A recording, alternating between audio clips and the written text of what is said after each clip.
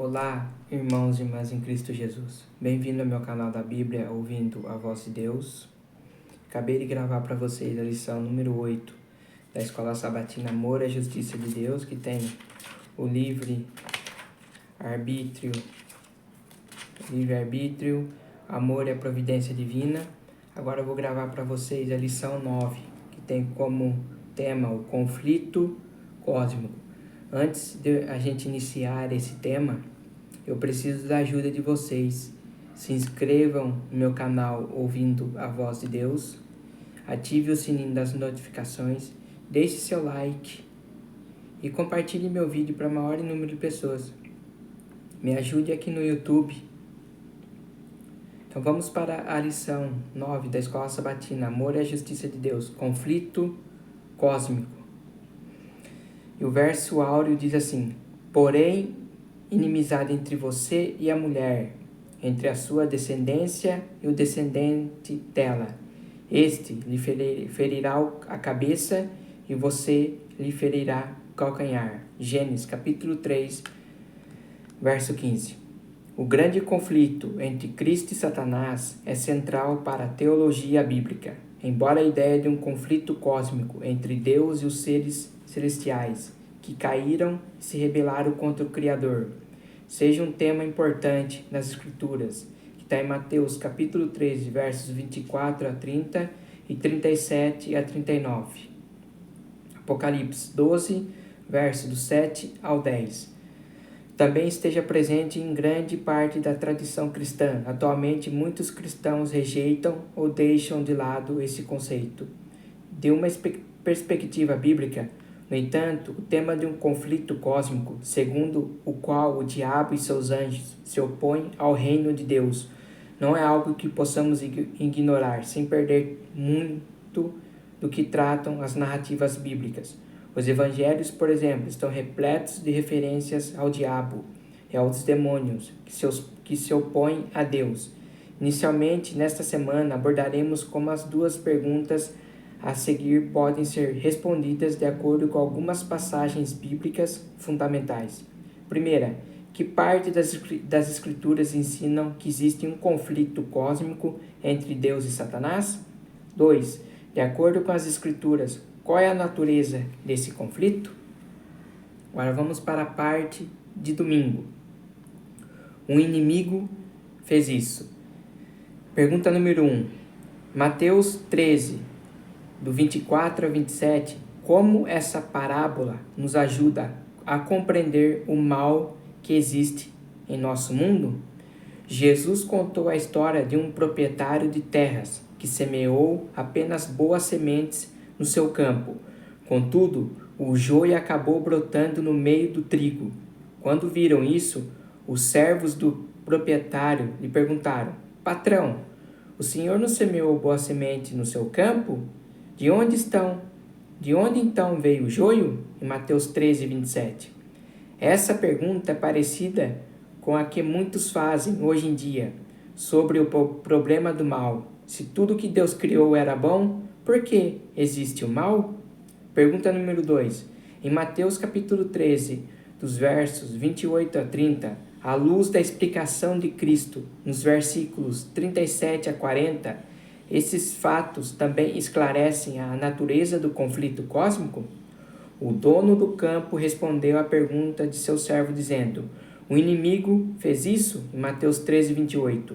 Depois Jesus identificou aquele que semeia a boa semente como filho do homem, que é ele mesmo, em Mateus 13, 27. Além disso, explicou que o campo é o mundo, em Mateus 13, 38. E que o inimigo que semeou o joio é o diabo, em Mateus 13, verso 39. Com isso, Jesus descreveu de maneira bastante explícita que existe um conflito cósmico entre ele e Satanás. Por que existe o mal no mundo?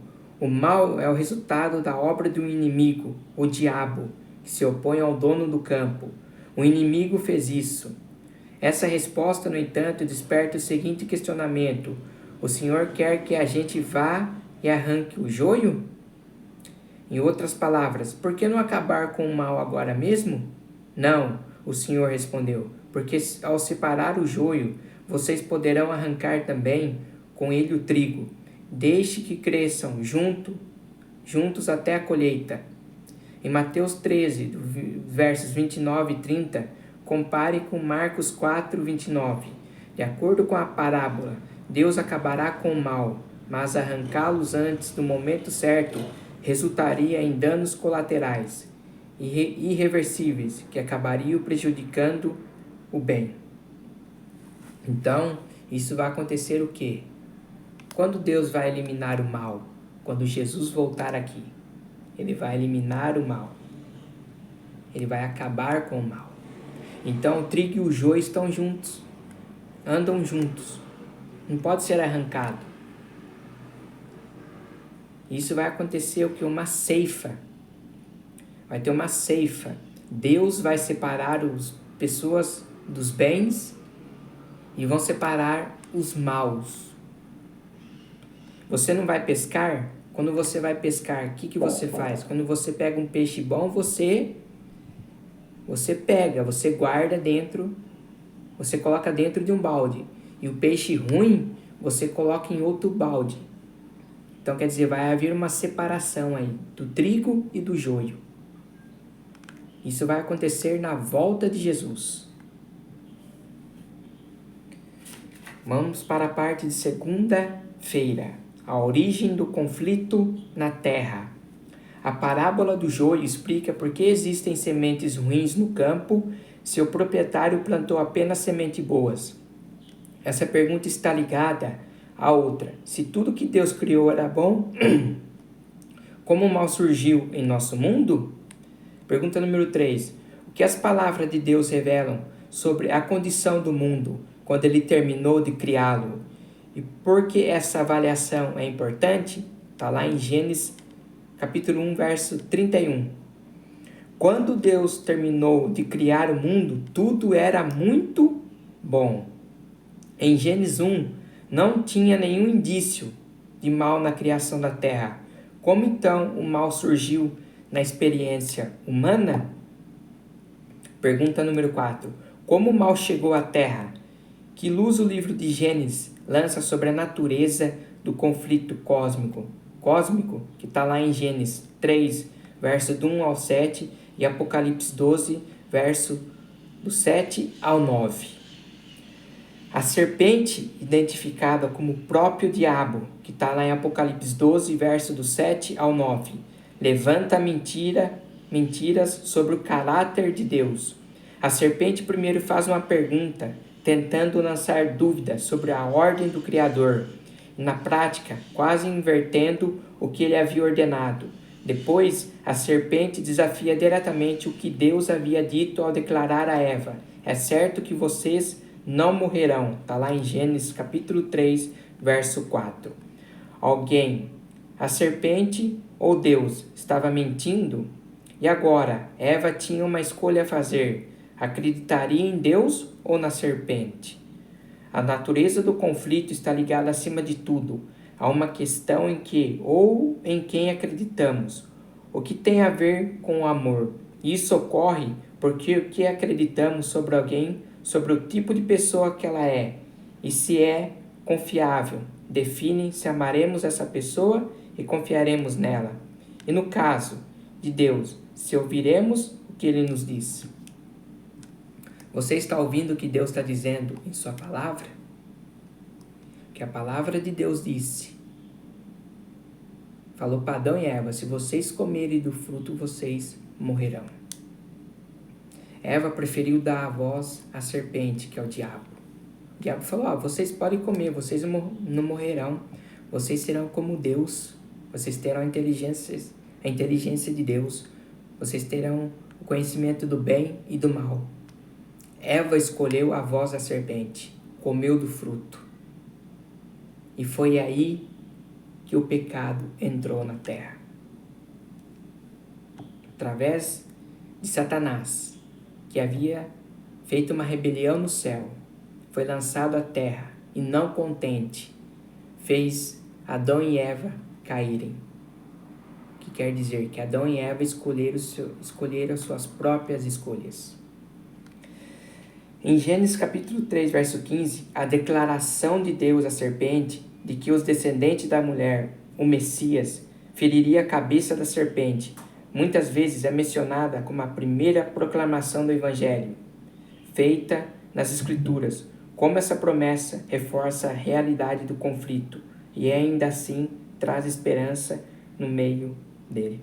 Quando Jesus voltar a esta terra, ele vai esmagar a cabeça da serpente. Quem é essa serpente? É Satanás. Jesus vai aniquilar Satanás, vai destruir Satanás e seus anjos. Essa é uma esperança para nós. A origem do conflito no céu, parte de terça-feira. Os capítulos 1 a 3 de Gênesis são suficientes para mostrar que o mal existia antes da queda de Adão e Eva. Mesmo que o mal ainda não fosse uma realidade concreta no Éden, ele já existia conceitualmente no nome da árvore do conhecimento do bem e do mal, que está lá em Gênesis capítulo 2, versos 9 e 17. A astuta serpente acusou Deus de mentir, mas foi ela que mentiu. A existência da serpente, em Apocalipse 12, 9, e a mentira que ela diz mostram a realidade do mal. Assim no Éden, antes da queda, o mal se manifestava. Tá aí, meus queridos. Satanás falou para Eva, Deus está mentindo para você. Você pode comer desse fruto, Eva. Você não vai morrer. Você vai ter conhecimento de Deus. Você vai ser como Deus, conhecedores do bem e do mal. Pode comer, Eva. Você não vai morrer, não. Se Deus já tinha falado para Adão e Eva, vocês não podem comer, porque um dia que vocês comerem desse fruto, vocês morrerão. Mas Eva preferiu ouvir a voz da serpente. Quem foi que mentiu aí? Deus ou Satanás? Satanás, porque Satanás é o pai da mentira. Ele mente. Ele mentiu para Eva. Falou para ela que ela podia comer, que ela não ia morrer. Olha como Satanás é astuto. Pergunta número 5. Em Ezequiel 28, versos do 12 ao 19, à luz de Êxodo 25, dos versos 19 e 20, como aconteceu a queda desse querubim cobridor? De acordo com o texto, o mal e o conflito cósmico tiveram a sua origem no céu. Antes de cair, o ser que ficou conhecido como Satanás era um querubim cobridor. Além de ser identificado como esse querubim, ele era o modelo da perfeição, cheio de sabedoria e perfeito em formosura. Estava no Éden, jardim de Deus, que está em Ezequiel 28, verso 12 e 13. Nenhuma dessas coisas poderia ser dita a respeito do rei humano de Tiro ou de qualquer outro ser humano. Por essas outras razões, podemos concluir que esse texto apresenta um vislumbre da queda de Lúcifer. Pergunta número 6.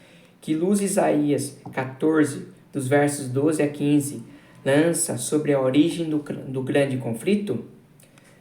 Um ser celestial identificado como estrela da manhã, o filho da alva, em Isaías 14, 12, decidiu se exaltar e se tornar semelhante a Deus.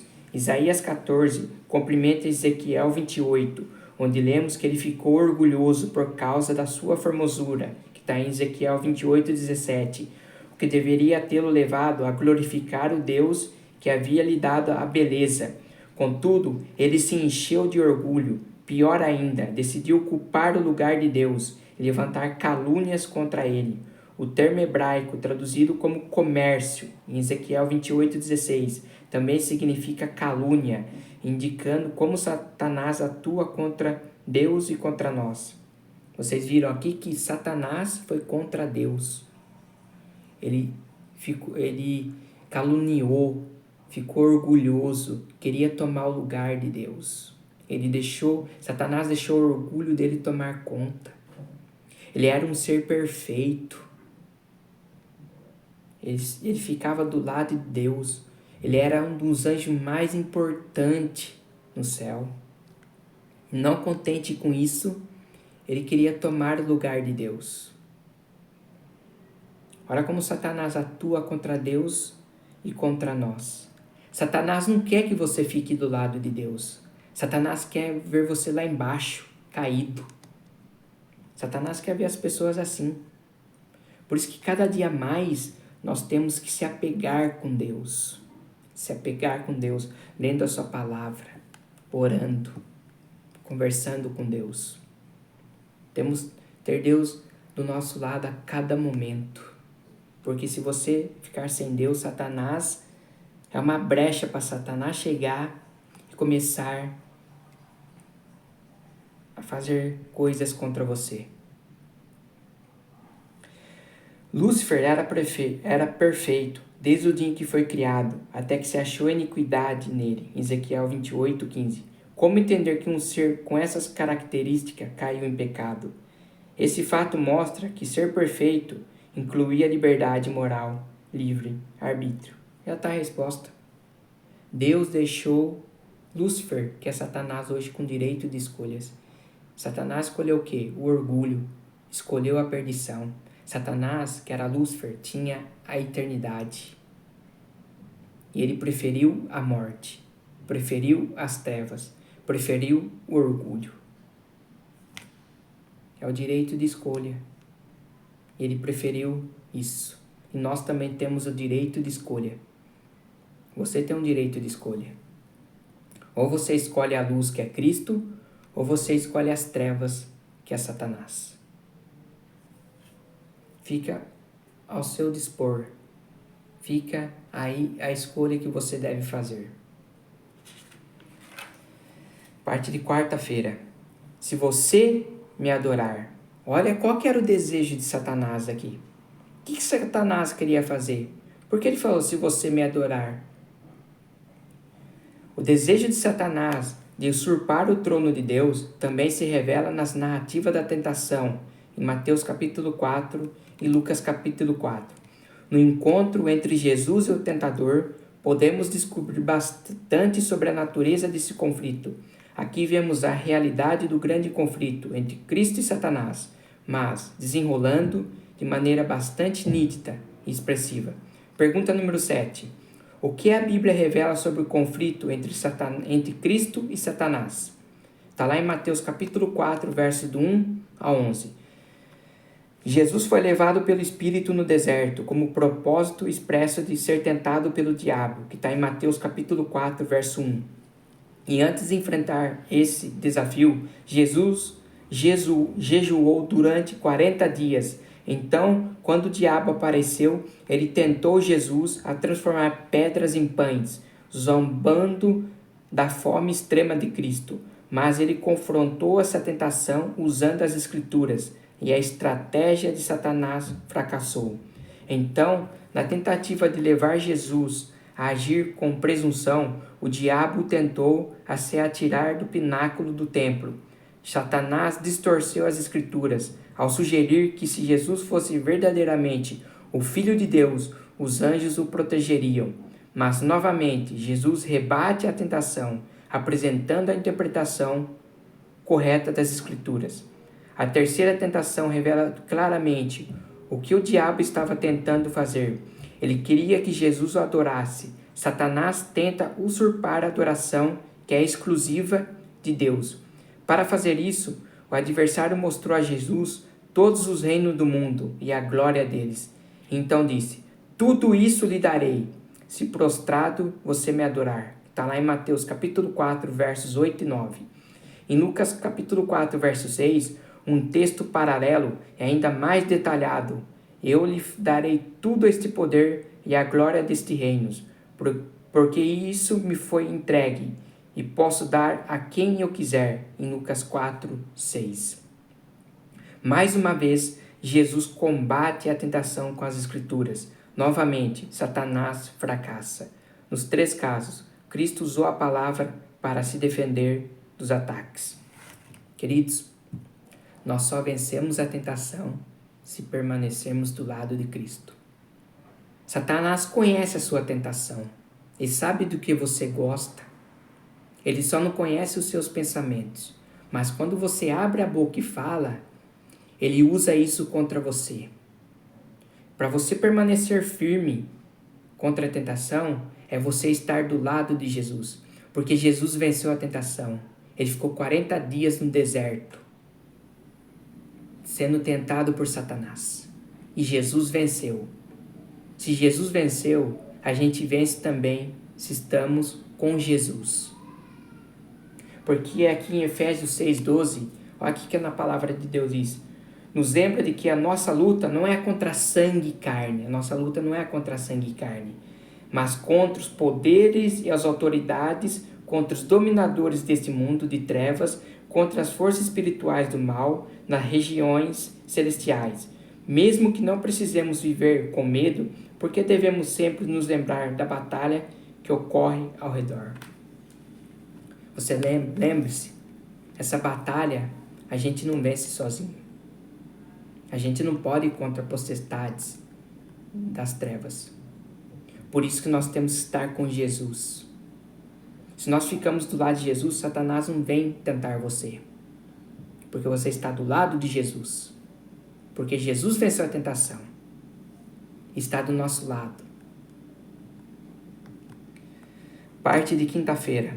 A natureza do conflito cósmico. Como é possível um conflito entre Deus e Satanás? Como alguém poderia se opor ao Todo-Poderoso? Se o conflito cósmico fosse simplesmente por poder, teria acabado antes de começar. Ele deve ser um tipo diferente. Esse conflito gira em torno da disputa sobre o caráter de Deus, um conflito sobre as acusações caluniosas que o diabo levantou contra Deus, de que, entre outras coisas, ele não é totalmente bom e amoroso. Essas afirmações não podem ser desmentidas pelo poder ou pela força bruta, mas permitindo que as criaturas comparem os dois personagens concorrentes. Ao lidar com o pecado, Deus poderia empregar apenas a justiça e a verdade. Satanás podia fazer uso daquilo que Deus não usaria, adulação e engano. Dizia também que, ao exigir submissão e obediência de suas criaturas, Deus estava apenas procurando a própria exaltação. Portanto, deveria ser demonstrado perante os habitantes do céu e de todos os mundos que o governo de Deus é justo. Satanás tinha dado a impressão de que estava procurando promover o bem do universo. O verdadeiro caráter do usurpador e seu objetivo real deveriam ser compreendidos por todos. Deveria ser dado um tempo para que seus atos de maldade mostrassem quem ele realmente era. Pergunta número 8. Como é o caráter do diabo e quais são suas estratégias? Está lá em João 8, verso 44 e 45 e Apocalipse 12, versos do 7 ao 9. Desde o início, o plano de Satanás é fazer com que as criaturas creiam que Deus não é justo e amoroso e que sua lei é opressiva. Não é de admirar que Jesus se refira a ele como mentiroso, pai da mentira, que está lá em João 8, verso 44. Jesus, por outro lado, veio ao mundo para dar testemunho da verdade. Está lá em João 18, verso 37. E combater as mentiras de Satanás, derrotando, em última análise, destruindo o diabo e seu poder. Que está lá em 1 João, capítulo 3, verso 8 e Hebreus, capítulo 2, verso 14.